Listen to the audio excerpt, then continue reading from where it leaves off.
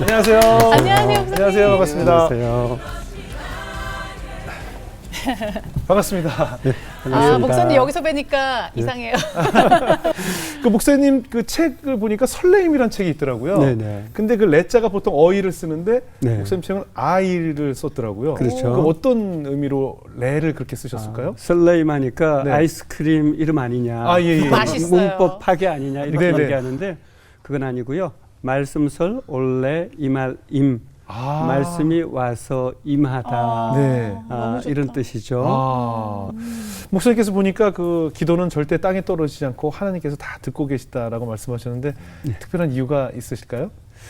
제가 23살에 대학교 1학년 때였는데 네네. 하나님 앞에 계속 기도했던 제목 가운데 하나가 네. 책 읽는 목사, 책 쓰는 목사 되고 싶습니다. 네. 이런 기도를 드린 적이 있어요. 네네. 근데 이제 제가 책은 쓰고 싶었는데 제 스스로 찾아다니는 것이 아니라 주님 네. 자연스럽게 네. 쓰게 해주십시오. 이런 기도를 드렸었어요. 네. 그런데 이 설레임 시리즈를 계속 써가고 있는데 어느 날 출판사에서 연락이 온 거예요. 네. 혹시 설레임 시리즈를 청년들을 위해서 책으로 내도 되겠습니까? SNS에 저는- 올렸던 글들을. 그렇죠. 완전 네. 기도응답. 예, 네. 저는 잊고 있었는데 그 전화를 예. 받고 나서 제가 대학교 1학년 때 드렸던 기도 제목이 떠올랐어요. 그래서 저는 좋죠. 네네네. 인쇄까지 또 주신다는데 그걸 떠나서 일단 많은 분들하고 네. 말씀을 통해서 고민을 상담해 줄 수 있다라는 것 네. 그것이 참 좋아서 출판하게 됐고 그래서 제 대학교 1학년 때 기도 제목이 이루어진 거죠. 아, 그러네요. 사실 살다 보면 내가 어린 시절에 기도했던 기도 제목을 잊어버렸는데 훗날 맞아 내가 이것을 놓고 기도했었지 떠오르는 순간들이 있었던 것 같아요. 그렇죠. 맞아요. 예. 영길 씨가 기도는 땅에 떨어지지 않는다 했을 때 오, 이런 반응이었거든요. 네. 무슨 뜻 같아요? 기도가 땅에 떨어지지 않는다? 그러니까 기도했을 때 이게 전달이 안 돼, 이렇게 뭐가 이루어지지 않으면 눈앞에서 네. 전달이 안 된다고 생각할 수도 있는데 네네네네. 결국엔 다 듣고 다 있다. 듣고 계시다는 거죠. 네. 다 듣고 우등생이야. 계신 거예요. 그러니까 네, 하나님께서 이렇게 땅에 버리시는 기도는 없다는 뜻이죠. 맞아요. 다. 우리는 잊어버려도 하나님께서 다 기억하고 계시다는 그런 뜻인 것 같아요. 목사님도 이제 인생을 돌이켜 보면 굉장히 중요한 순간 순간마다 하나님의 말씀이 이렇게 목사님의 인생을 좀 이끌어 오셨다고 하셨는데 어떤 말씀들이 우리 목사님의 인생에서 큰 영향을 끼쳤는지 저희가 한번 말씀을 좀 준비해봤습니다. 네. 첫 번째 말씀부터 한번 보겠습니다. 첫 번째 말씀. 유명한 말씀이죠. 네. 시편 23편입니다. 네. 여호와는 나의 목자시니 내게 부족함이 없으리로다. 그가 나를 푸른 초장에 누이시며 쉴만한 물가으로 인도하시는도다. 내 영혼을 소생시키시고 자기 이름을 위하여 의의 길로 인도하시는도다. 내가 사망의 음침한 골짜기로 다닐지라도 해를 두려워하지 않을 것은 주께서 나와 함께 하심이라. 주의 지팡이와 막대기가 나를 안위하시나이다. 뭐 우리가 굉장히 크리스찬들이 좋아하는 말씀이잖아요. 네. 이 말씀이 목사님 인생에 어떤 영향을 끼쳤나요? 사실 제가 고등학교 들어가기 전에는 교회를 다닌 적이 없었습니다. 네. 그런데 고등학교 1학년 때 너는 누구냐? 네. 이 질문이 눈만 뜨면 사라지지를 않는 거예요. 아, 사춘기 때요? 예. 네. 1년 동안 고1 때 계속해서 이 질문이 떠올랐습니다. 그래서 제가 고2 때 자진해서 교회를 찾아갔어요. 예. 교회를 다녀보고 싶고 하나님이 계시면 정말 믿고 싶은 마음이 들어서 네. 교회를 찾아갔지만 1년 동안 하나님은 여전히 믿고 싶었을 뿐이지 실제로 믿어지지는 않았습니다. 네. 그러다가 이제 고3이 되었을 때 여름 방학 때였는데 정말 마음 깊은 곳에서 하나님이 계시다라면 만나고 싶은 거예요. 네. 그래서 제가 주변에 물어봤습니다. 네. 어떻게 하면 하나님 만날 수 있느냐. 네. 그런데 제 마음에 가장 와닿았던 것이 금식 기도를 하면 네. 하나님께서 빨리 만나 주신다. 저는 너무 빨리 만나고 싶었거든요. 정말 하나님이 계시다라면 이거 만나야지. 이대로 살 수는 없다. 네. 고3 여름방학 때 아주 결심을 하고 네. 제가 금식 기도를 10기를 했습니다. 10기. 예. 예. 금식 기도하면 굉장히 좋을 줄 알았는데 아주 뭐 환상이 보이는데 닭다리 환상, 뭐 짜장면 환상, 이런 특히 환상이 제가 있고요. 저 뒤쪽으로 지나가면 큰일 납니다. 예, 예. 중국집 뒷문 이런 데 그렇죠. 조심해야 돼요. 냄새. 냄새. 네. 예. 하나님을 만나지는 못하는 거예요. 예. 근데 너무 이제 갈급하니까 교회에서 네. 마지막 날 예. 금요일 밤이었는데 네. 기도회 이후에 그냥 그 자리에서 기도하는 자세로 잠이 들었습니다. 네.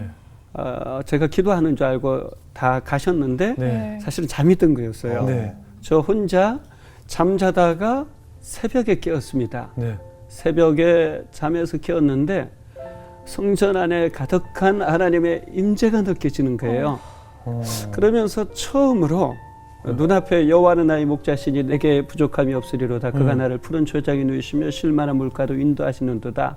내 영으로 소생시키시고 자기 이름을 위하여 의의 길로 인도하시는도다. 마치 영화의 그 파노라마 필름처럼 쭉 지나가는 거예요. 네. 근데 더 놀라운 것은 뭐냐면 제가 그때를 전후해서 완전히 달라졌다라는 거예요. 정말 하나님이 그전에는 믿어지지 않았는데 네.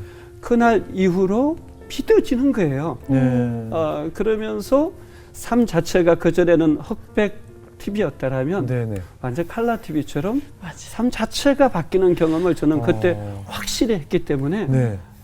정말 그 시편 23편 나중에 찾아보고 알았지만 그 말씀을 통해 가지고 저는 깊이 그때부터 정말 하나님이 저의 목자가 되시고 저는 그분의 이제 정말 양이 된 거죠. 예.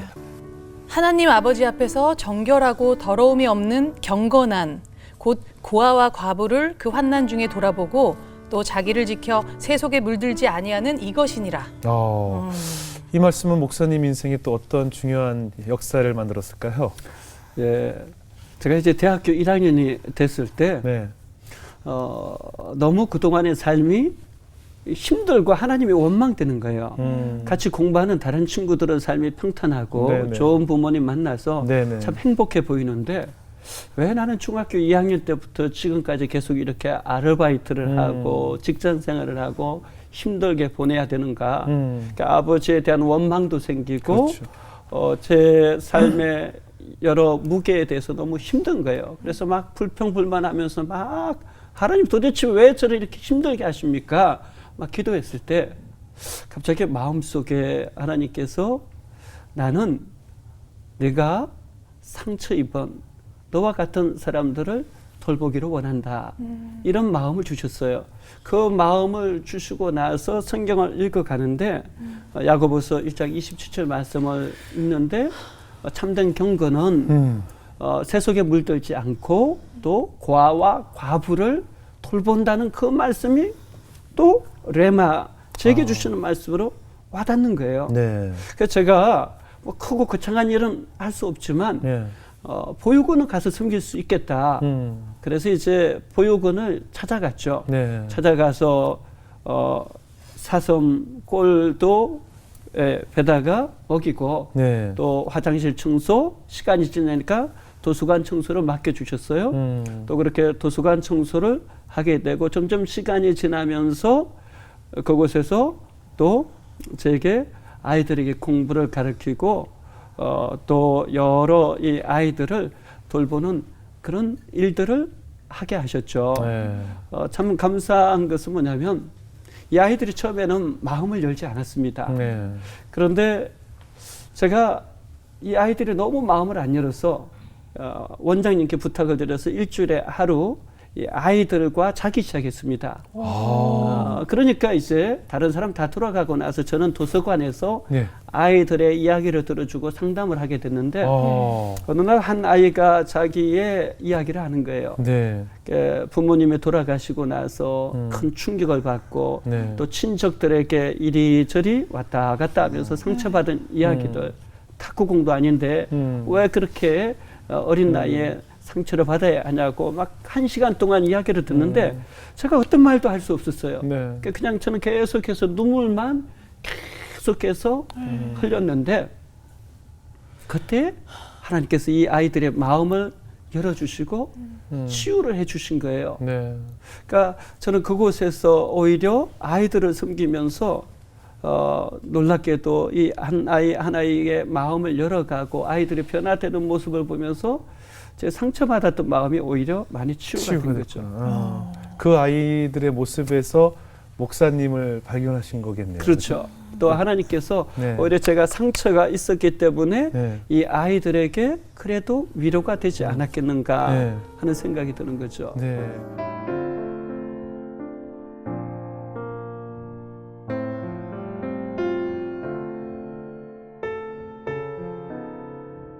근데 잊을 수 없는 일은 네.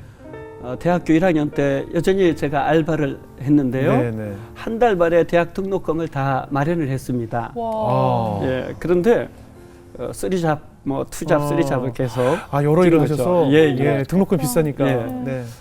그런데 그날 예. 하나님께서 제 마음에 네. 제가 섬기는 보육원 아이들을 위해서 또 주변에 연약한 곳을 향해서 그 등록금을 전부 흘려보내라라는 감동을 주신 거예요. 제가 이 감동에는 순종하기가 어려웠습니다. 저 같으면 그냥 못 듣죠. 그냥 그냥 네, 들려도 저도 사실 그냥 일어나서 나왔습니다. 근데 일주일 동안 계속 기도하는데 네. 그 감동이 사라지질 않는 거예요. 그래서 제가 실질적으로 제가 이렇게 외쳤어요. 네. 막 토요일 날 기도하다가 그 감동이 떠와서 네. 아니 우리 하나님 알바생 띵 뜯는 하나님이 아닐 텐데 이런 좋으신 하나님인데 하나님의 음성이 아닐 거야. 그렇죠. 그리고 나서 나사렛 예수의 이름으로 명하는 약한 마귀 사탄은 떠나갈 줄. 사탄이 주는 생각이. 네, 소리를 쳤죠. 3번을 기도했는데요. 감동이 오히려 사라지는 것이 아니라 3배, 2~3배로 올라가는 거예요. 그래서 제가 그때 깨달았어요. 이것이 하나님께서 나에게 주시는 감동일 수 있겠다. 그래서 이제 등록금 전액을 보육원 3군데와 미랄장애우 그곳에 전부 다 흘려보냈습니다. 네. 그리고 나서 사실 등록을 못했습니다. 네. 거기서 끝났으면 참 너무 힘들었을 텐데 네. 신학대학은 추가 등록 기간이 있어요. 네. 마지막 추가 등록 기간을 앞둔 주일날 네.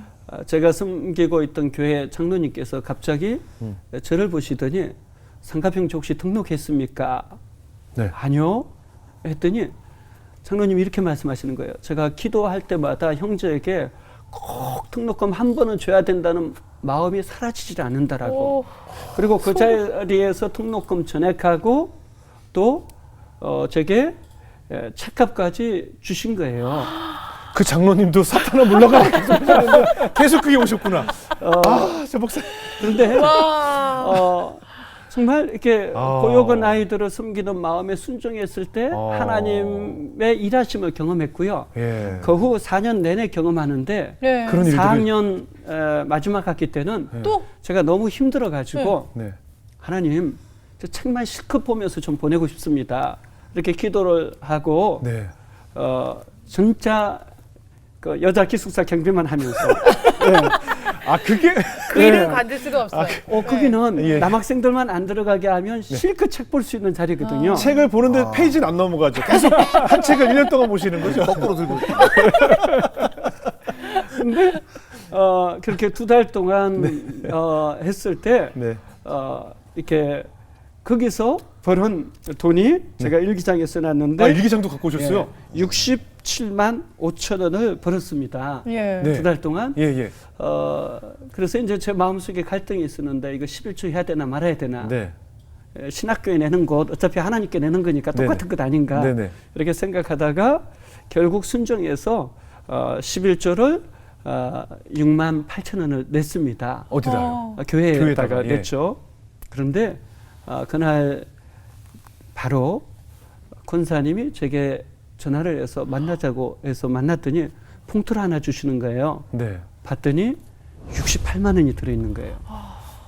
그래서 이제 그 돈이 또 생겨서 머리끝부터 발끝까지 정말 전기에 감전된 듯한 이 경험을 했고요.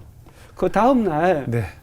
기숙사에 있는데 제 같은 학교 1학년 후배가 제 방을 찾아온 거예요. 형 무조건 예라고 하라고. 네. 알았다고 예라고 하겠다고. 그랬더니 형 내가 기도할 때마다 형에게 모자 공장에서 알바한 거 2달치 중에 1달치 형에게 하나님이 계속 주라는 마음을 주신다고 어. 제가 정말 울면서 기도했어요. 그 돈 받고 네. 하나님 앞에 정말 울면서 이 형제에게 은혜를 갚을 기회를 달라고 네. 기도했었고 그렇게 7분을 통해서 일주일 만에요. 네.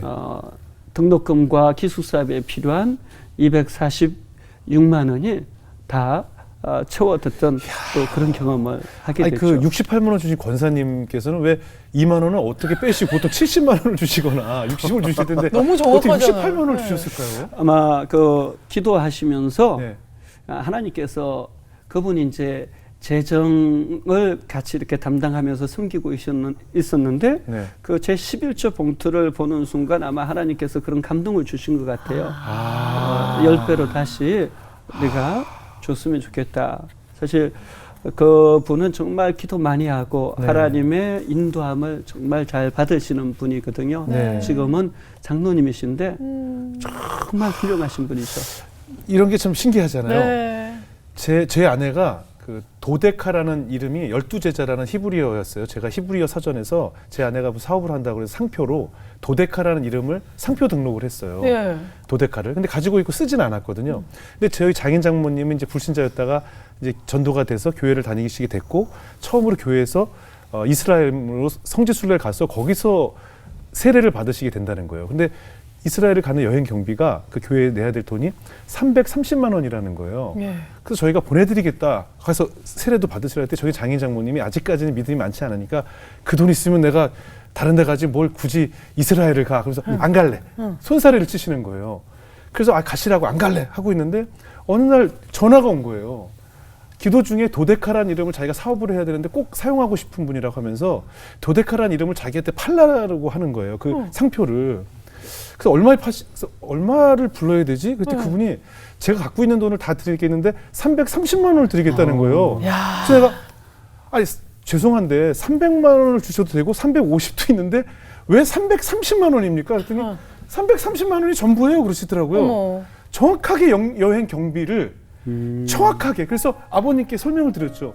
이거 저희가 보내드리는 게 아니고 저희는 그리고 상표 등록하고 잊어버리고 있었거든요. 근데 아버님 장인 장모님 여행을 앞두고 어떤 분이 전화 와서 330만 원을 주겠다고 하시는 거예요. 모르는 분이. 그래서 그 도데카라는 이름을 드리고 그 여행으로 성지순례 가셔서 저희 장인 장모님이 그 이스라엘에서 직접 거기서 세례를 받으셨어요. 요단강가. 요단강에서. 야. 그래서 저희 장인어른이 거기서 십자가를 안고 눈물을 흘리시는 거예요. 어머. 세례를 받으시면서. 어. 그러니까 저희가 보내드린 것이 아니고 누군지도 모르는 분이 그냥 연락이 와서 도데카가 보내드렸죠. 도데카가 예. 이렇게 그러니까 액수가 좀 신기하잖아요. 예, 300도 아니고 350도 아니고 지금도 68만 원.